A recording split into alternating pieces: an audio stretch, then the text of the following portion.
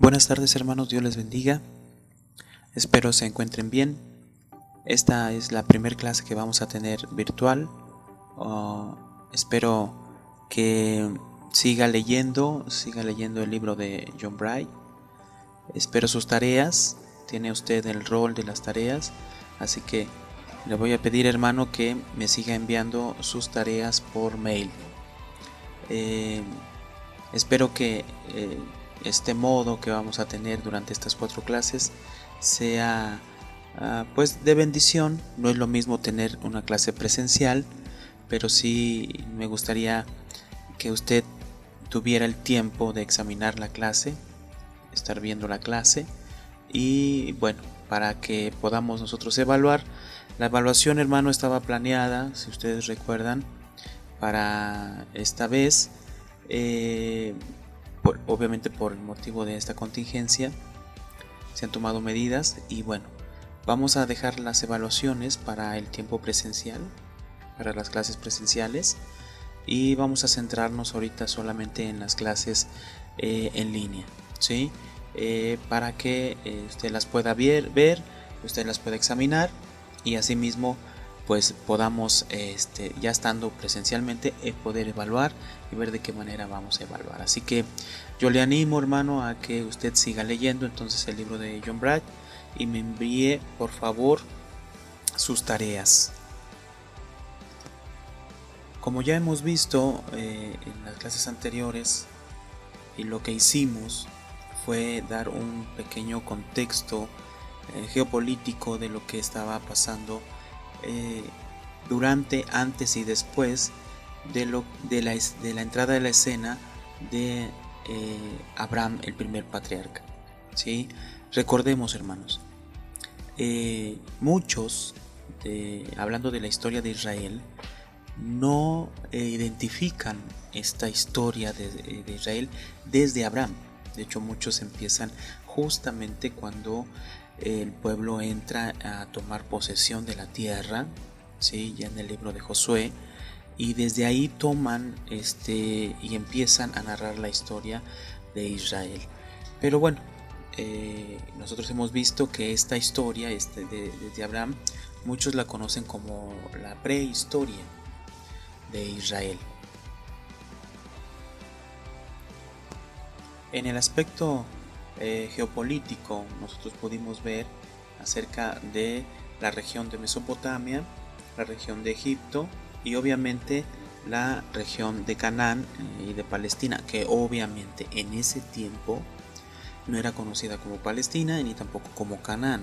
Estamos hablando del tiempo de Abraham, aproximadamente unos 2000 años antes de Cristo. Entonces tenemos que tener presente, hermanos, estas 3 regiones cuando hablamos nosotros de la historia de Israel, de la historia patriarcal, que sería la primera historia que nos vamos a encontrar en la Biblia. Entonces, recordando un poco, antes de que Abraham entrara a escena, en el año 2000 aproximadamente, hermanos, todo esto es un aproximado.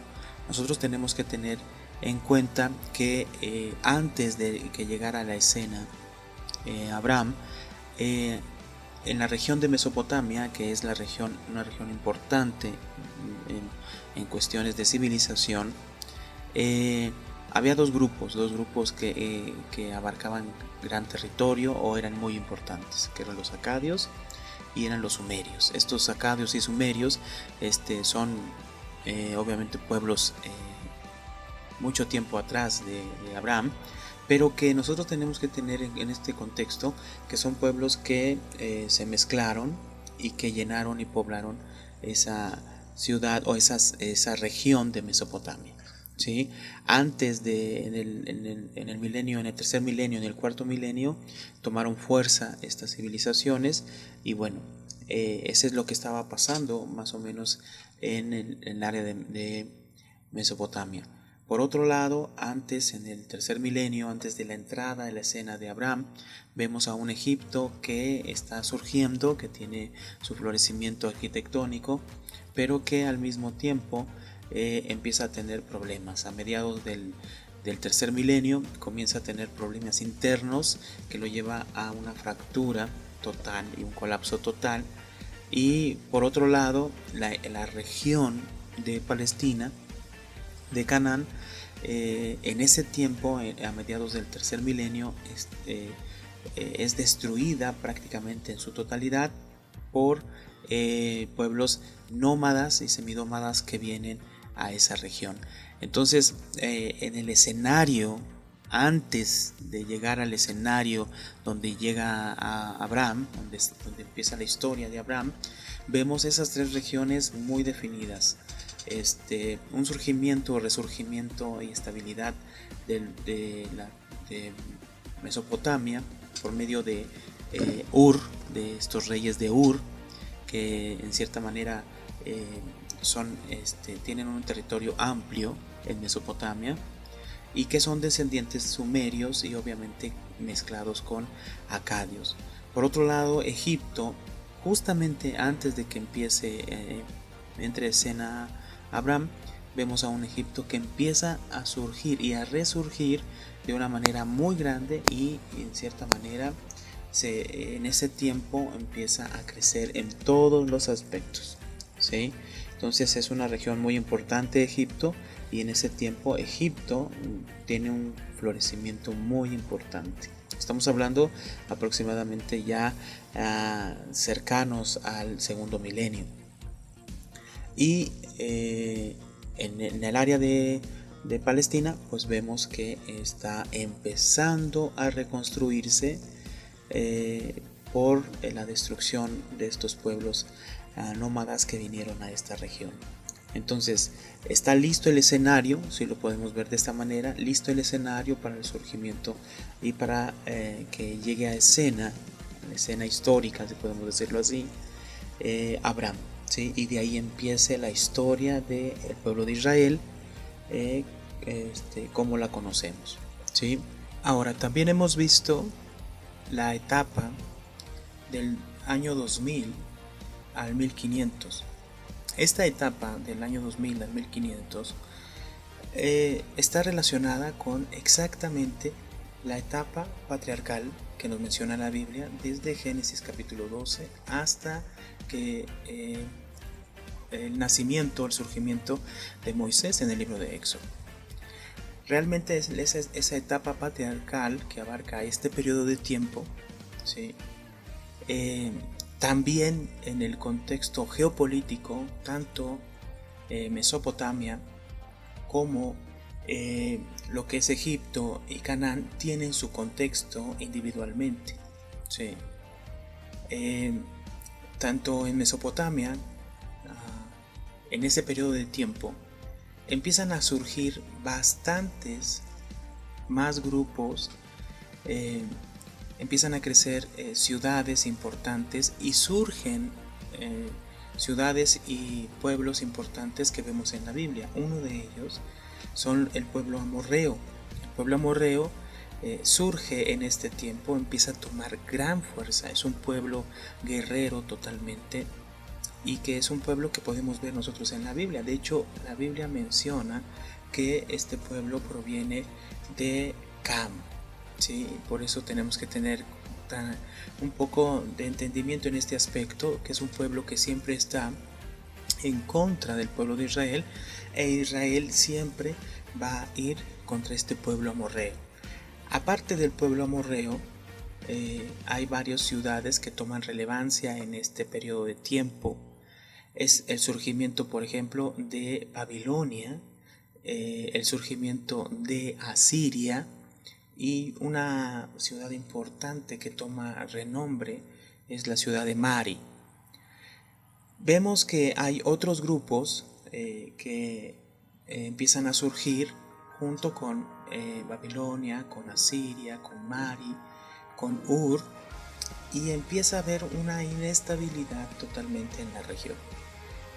Empiezan a haber guerras, empieza a haber rivalidad extrema entre estos pueblos y empieza a haber guerras. Entonces podríamos mencionar que en este tiempo, en este lapso de tiempo del 2000 al 1500 aproximadamente, es una región, Mesopotamia, una región inestable, llena de guerras, luchas encarnizadas, lideradas sobre todo por los amorreos, ¿sí? Los amorreos. Entonces vemos este nacimiento, surgimiento de Babilonia, por ejemplo, con Hammurabi. Vemos el surgimiento de Asiria, ¿sí? En la región del Tigris, y vemos el surgimiento de Mari en la región del Éufrates.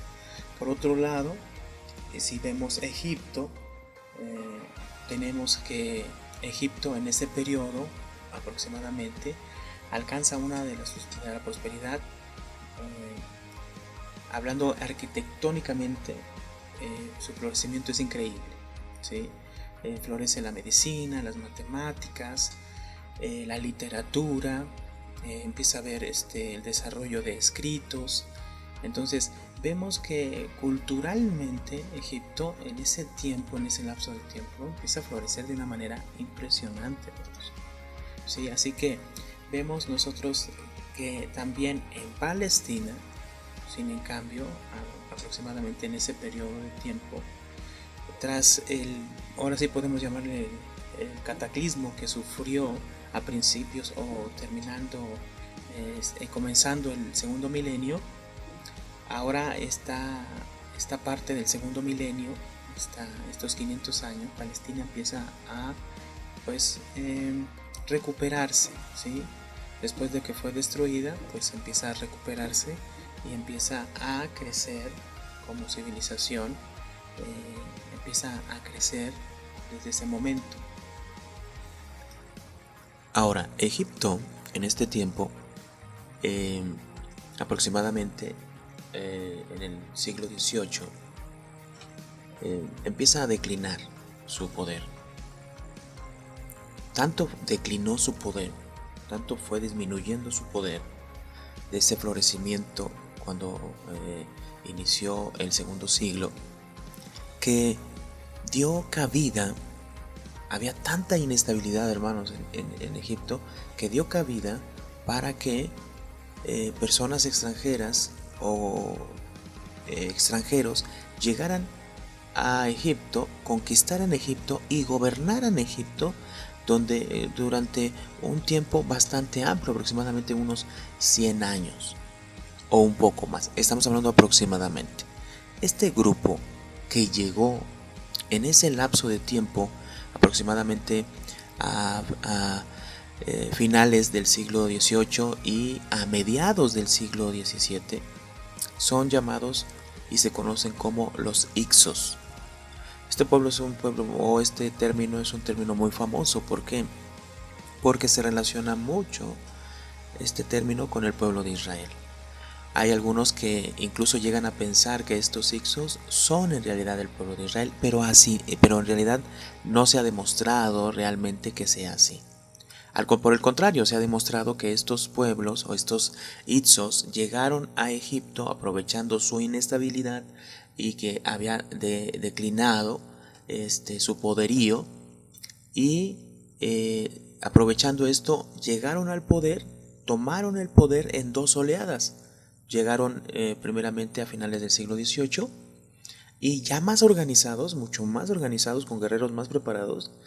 La historia nos muestra que llegaron también en una segunda oleada a partir de la mitad del siglo XVII. Antes de Cristo estamos hablando, obviamente. Estos Hicsos está comprobado que vienen aproximadamente de la zona noroccidental de la región. O sea, estamos hablando que son asiáticos, son reyes asiáticos que gobernaron durante mucho tiempo, y vuelvo a insistir, aproximadamente unos 100 años más o menos, Egipto, ¿sí? Obviamente tomando en cuenta que tanto Canaán como Egipto formaron parte esencial de este reino o de este imperio de los Hicsos, ¿sí? Muchos creen, hermanos, que esto benefició en realidad a los patriarcas. ¿Hablando de quién? Hablando obviamente de José y de Jacob, cuando ellos tuvieron que emigrar a Egipto. ¿Por qué? Porque de esta manera facilitó que ellos pudieran entrar a la tierra y pudieran entrar a Egipto, donde había obviamente prosperidad. Bueno, esto es lo que se piensa, los estudiosos piensan esto. Pero los Hicsos, en realidad, hermanos, no son el pueblo de Israel, sino es un pueblo guerrero, es un pueblo que aproximadamente, algunos creen que también es un pueblo amorreo, ¿sí?, que vino a conquistar a Egipto. Entonces, podemos pensar que de cierta manera la historia nos muestra que esta inestabilidad tan terrible de Egipto propició que estos pueblos extranjeros vinieran y los conquistaran. Obviamente, hermanos, fue por un periodo de tiempo, no le podemos decir largo o corto, pero después los mismos, dentro del mismo Egipto, surgieron personas que se levantaron contra estos reyes y los expulsaron del país. Ahora, si esto es así, pues es algo que tenemos que ver bajo la dirección de Dios en todos los aspectos. ¿Por qué? Porque si esta inestabilidad de Egipto y estos pueblos Hicsos, que son asiáticos, vienen y conquistan y se adueñan de Egipto, y eso beneficia al pueblo de Israel para que Israel pueda entrar a la tierra, beneficia al pueblo de Israel para que el faraón les ofrezca ese territorio, aún incluyendo, obviamente, hermanos, todo lo que vemos en la vida de José, ¿verdad? Pero si esto, viéndolo históricamente, facilitó o favoreció al pueblo de Israel para que entrara a Egipto, vemos ahí la mano de Dios, hermanos. O sea, vemos que Dios está en control de la misma historia del hombre. ¿Sí? Entonces tenemos que pensar en un Dios soberano que se está moviendo bajo su voluntad, que se está moviendo bajo su propósito en toda la historia, hermanos. ¿Sí? Así es que vemos a un Dios, si de esta manera lo podemos ver, a un Dios que está obrando a favor de su pueblo, de su propósito, de su plan, ¿sí? Obviamente para que el Mesías llegara. ¿Y de qué manera lo está haciendo? Interviniendo en la historia, ¿sí? Aprovechando la misma historia la historia del hombre para llevar a cabo su propósito y su plan. Ahora bien, ya entrando a la historia del pueblo de Israel, hay dos formas de relatar la historia. Una, viéndola desde la perspectiva como nación, hermanos. O sea, si usted va a hablar de la historia de México, la hablaría de diferente manera. O sea, hablaría de lo que en realidad la historia pasó. Utilizaría términos coloquiales, términos que son, ¿cómo podemos decir? Términos que son comunes para hablar acerca de la historia de una nación, ¿verdad? De esa manera hay muchos que hablan acerca de la historia de Israel. Y me voy a permitir decírselas y narrárselas como algunos piensan que se pudo haber dado la historia de Israel. Obviamente, tiene que tener en cuenta que esta narración y esta narrativa de la historia de Israel es en base a términos de la historia de una nación. No estamos hablando de términos religiosos, sino de lo que aconteció para que esa nación llegara a ser. ¿Sí? En su libro La historia de Israel, de Francisco Menchenbarba, este autor nos menciona lo que exactamente les estoy diciendo. Narra la historia de Israel desde una perspectiva de una nación. Por lo tanto, utiliza términos que obviamente no son bíblicos. Por ejemplo, te voy a poner un ejemplo. Dice, la historia de Jerusalén va a estar ligada a la llegada de una población seminómada de Mesopotamia que va a ocupar la región de Palestina a partir del segundo milenio. y que poco a poco se va a ir sedentarizando hasta llegar a dominar cultural y religiosamente por completo dicha región. Y entonces su narrativa de la historia de Israel es más o menos similar a esta. La Biblia nos va a contar una serie de acontecimientos muy complejos, porque fueron fijados como historia nacional a partir de un momento determinado cuando Israel se constituye en una nación. Pero estos hechos sucedieron mucho antes de que hubiera una nación, lo que provoca que el relato tenga una serie de alteraciones, que pone por ejemplo el caso de Abraham, en principio cuando sale de Harán, acompañado de obviamente su mujer y Lot y unos pocos hombres, para más tarde dice que contarlos para ir, dice que puso 318 combatientes para guerrear. Si recordamos esta escena, para ir a salvar a Lot. Y dice este autor, dice, lo que nos lleva a pensar que Abraham y Lot eran jefes de grandes clanes, ¿no? Entonces mucha gente piensa que en realidad este Abraham salió como un clan importante de Harán para ir a Canaán. Era un grupo bastante amplio, bastante grande. Entonces, la historia de Israel tiene como base, para los que lo ven de una manera como nación, la emigración de Abraham al frente de estos clanes desde Mesopotamia hasta o hacia Canaán, pasando por Harán. Vemos que hay dos teorías respecto a la llegada de estas poblaciones mesopotámicas a Canaán. Hay dos teorías.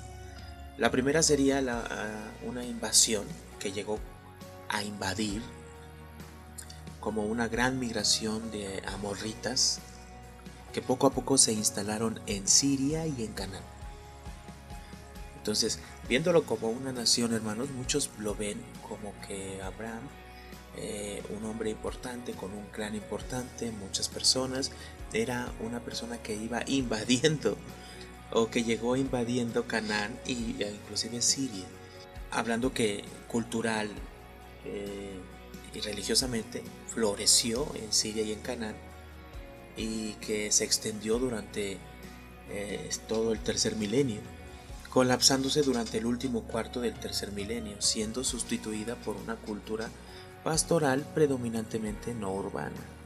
Entonces, lo que los ven desde un término nacionalista como nación a Israel y su historia, sería que Abraham era un hombre importante, jefe de un clan importante de muchas personas, que salió de Mesopotamia, que fue a Harán, invadió Harán, que estuvo en Harán, se hizo de hombres de riqueza, baja a Canaán y también va y conquista y llega a establecerse en esa región. Una segunda postura o teoría sería que estas sociedades urbanas cananeas y sirias se colapsaron por fenómenos naturales, hambrunas, que junto a una sobrepoblación motivó la desaparición de estas culturas, mientras que los nómadas procedentes de Mesopotamia convivirían con estas gentes, pero viviendo en tiendas, tal como aparece en el Génesis, donde aparecen los patriarcas asentados en sus tiendas conviviendo con las ciudades cercanas. Entonces, la segunda postura que nos dice ¿cómo llegaron ahí? Porque ¿cómo se establecieron ahí? No, pues tuvo que haber un problema grande que destruyó y devastó Canaán y parte de Siria, y entonces esto llevó al colapso de esa región, y entonces esto fue aprovechado ¿por quién? Por aquellos pueblos nómadas que salieron de Mesopotamia y que llegaron ahí sin ninguna oposición, y que empezaron a convivir con todas las personas que estaban viviendo en esa región. Vuelvo a aclarar que esto que estamos viendo es viéndolo desde una perspectiva como nación, ¿sí? la narrativa de la historia cambia un poco en relación a la Biblia, porque se está viendo desde la perspectiva de una nación, no exactamente de lo que menciona la escritura. Sí, hermanos, no se vaya a confundir, sí, porque lo estamos viendo desde terminologías obviamente comunes que narran la creación de una nación, y en este caso es la nación de Israel.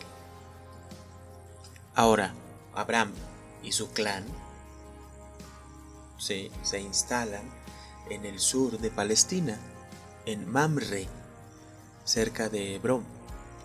Sin embargo, hay algunos que piensan que en realidad fueron llegando muchos clanes a Palestina y que de hecho fueron emigrando por docenas en el segundo milenio para mezclarse allí y multiplicarse con el tiempo. Cada clan tuvo sin duda su tradición de migración. Lo que está claro es que se impuso en este clan una fe que se fue transmitiendo oralmente de generación en generación.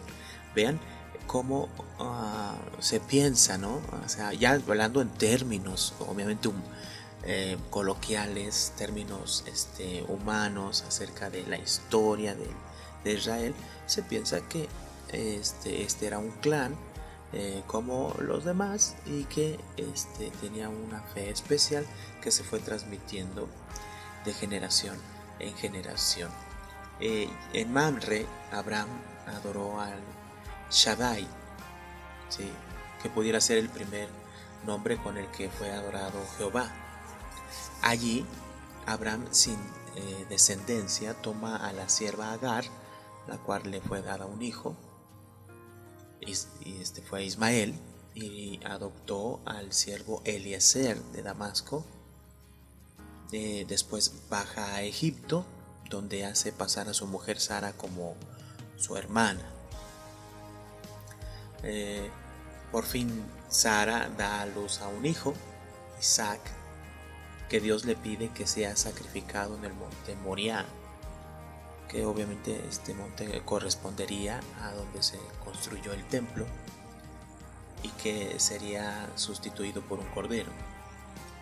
Muchos piensan que este relato de Abraham llevando a Isaac al monte para sacrificarlo, Dios interviniendo para que no lo sacrifique y proveyendo un cordero, este relato muchos han estudiado que en Berseba había un mito, una historia similar, donde un dios, cambia la adoración, la entrega de su ofrenda de niños a, obviamente, animales.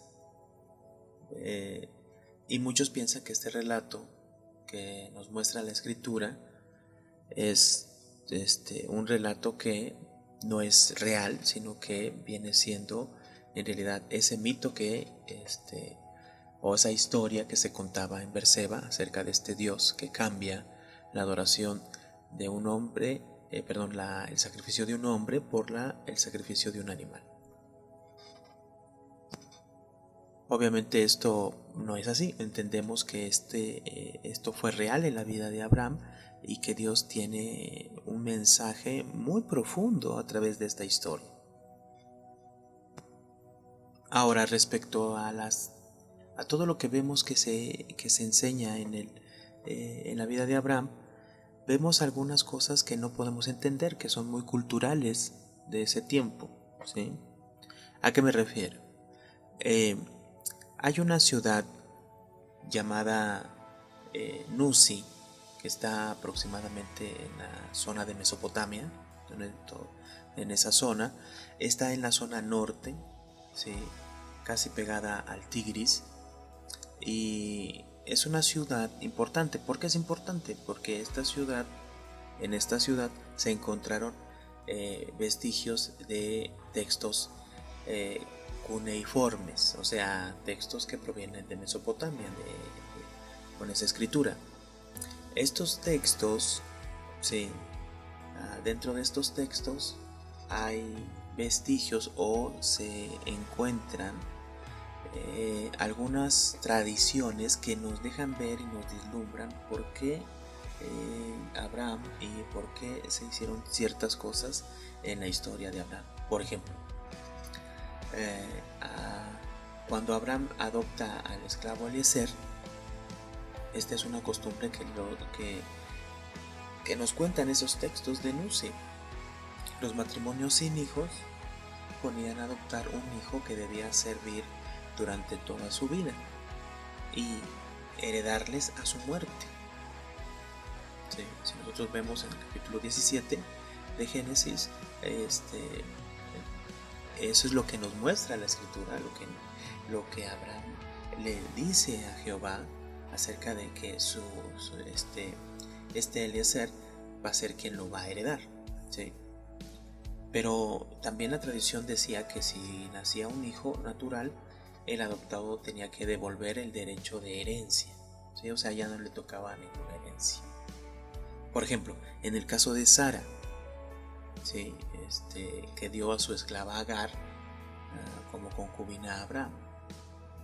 Y a veces esto cuesta mucho trabajo entenderlo, ¿verdad?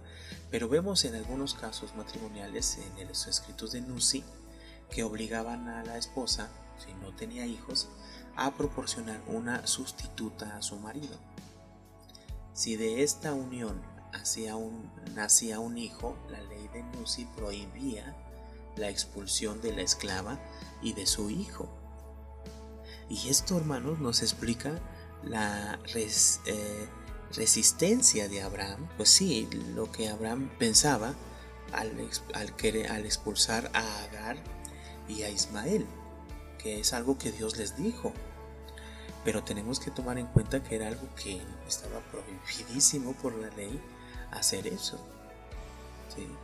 Obviamente estamos hablando de que estos escritos de Nuzi son escritos antiguos que exactamente encajan en la área patriarcal, que nos muestra y nos vislumbran estas costumbres y el por qué se llevaron a cabo. Los primeros patriarcas se asentaron en Palestina y lo hicieron a partir obviamente del siglo XX antes de Cristo, ¿sí? Unos 2000 años antes de Cristo. El tipo de desplazamiento que se cree que tuvieron estos, hablando en términos de nación, ¿sí? Es que estos desplazamientos de estos patriarcas se encuadran perfectamente en el medio político y cultural del segundo milenio. O sea, en otras palabras, la forma en que se desplazaron y se asentaron estos patriarcas encaja con todo el medio político y cultural de ese entonces, ¿sí? Se trataría de unos seminómadas que viven en tiendas y recorren Palestina y sus regiones en todas direcciones en busca de pastos para sus rebaños, haciendo a veces largos viajes a Mesopotamia y a Egipto, ¿sí? Acampaban con frecuencia cerca de las ciudades y al parecer mantenían casi siempre relaciones amistosas con las poblaciones sedentarias, o sea, las poblaciones que ya estaban establecidas en ese lugar. Permanecían en un lugar el tiempo suficiente para cultivar los campos, luego tomaban sus rebaños, cargaban sus bultos sobre sus asnos y se iban a otro lugar en busca de pastos. Los patriarcas estuvieron fundamentalmente en la región central montañosa de Palestina, desde el área de Siquén hasta el área del Negev y el este del Jordán, pero no estuvieron en el valle del Jordán, ni en el norte de Palestina, ni tampoco en la llanura costera. ¿Por qué no fueron hacia esos lugares? Se cree que esos lugares estaban siendo gobernados por Egipto, ¿sí? Así que toda la región por donde estuvieron estos patriarcas era una región que en realidad Egipto no tenía autoridad sobre esa región. Ellos estaban más en lo que es la zona costera y en la zona norte. En este tiempo ya existían ciertas ciudades que vemos en la Biblia muy importantes. Por ejemplo, Siquem, Betel, Jerusalén y Hebrón ya existían en este tiempo de los patriarcas. Ahora, hay unos textos llamados de execración, hermanos, así lo puede buscar. Estos textos de execración a veces se conocen también como listas de proscripción. Son antiguos textos egipcios donde se listaban los enemigos del faraón, los enemigos del estado egipcio o vecinos extranjeros que eran problemáticos. De hecho, estos textos estaban con los nombres de los enemigos de Egipto. Se solían inscribir en estatuillas que representaban a los extranjeros. Eran de cerámica o bloques de arcilla o piedra, que eran destruidas posteriormente. Es interesante esto porque el proceso ceremonial de romper los nombres y enterrarlos estaban destinados a ser una especie de magia que debía afectar a las personas o lugares mencionados en los textos. Su poder sería quebrantado y el enemigo podía sufrir hasta dolor. ¿Sí? Bueno, si nosotros vemos como ahora la magia negra, los chamanes que dicen que te hacen trabajitos, no sé si usted ha visto eso. Bueno, más o menos, ¿sí? Entonces, estos textos de excreación son importantes. ¿Por qué excreación? Porque en estos textos hablan acerca de los clanes que llegaron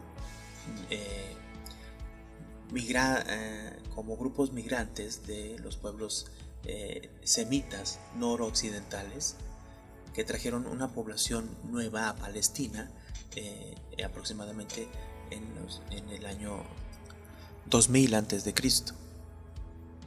Entonces vemos que nos habla la historia de esta forma de cómo fue el periodo patriarcal, ¿sí? Vemos que lo ven se ve desde una manera obviamente terrenal, ¿sí? Se ve desde una manera obviamente como de una nación como cualquier otra, ¿verdad? Pero nosotros, hermanos, sabemos en realidad cómo fue desarrollándose esta historia ya en la Biblia, ¿sí? Vemos entonces que es Dios el que motiva y que impulsa y ordena a Abraham a salir de Mesopotamia.